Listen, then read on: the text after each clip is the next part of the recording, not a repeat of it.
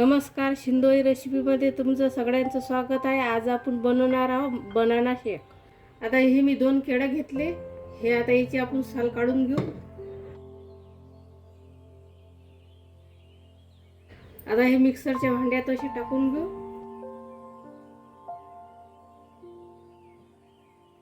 आता मी हे 1 वाटीभर साखर घेतली लाईन आहे. हे वाटीभर साखर टाकू आपण. आता हे अर्धा लिटर दूध घेतलं, हे टाकू आपण मिक्सरच्या भांड्यात. आता हे आपण मिक्सर चालू करू. आता हे फिरून घेऊ मिक्सरच्या भांड्यातून.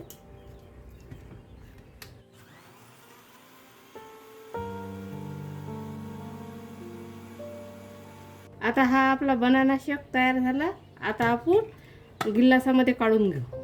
आता हे तुम्हाला जर बर्फ लागत असेल तर या ज्यूसमध्ये तुम्ही बर्फ पण टाकू शकता. आता हे आपण असं गिलासामध्ये काढून घेऊ.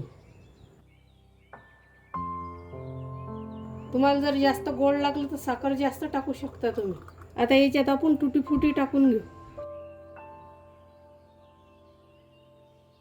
आता हा आपला बनाना शेक तयार झाला.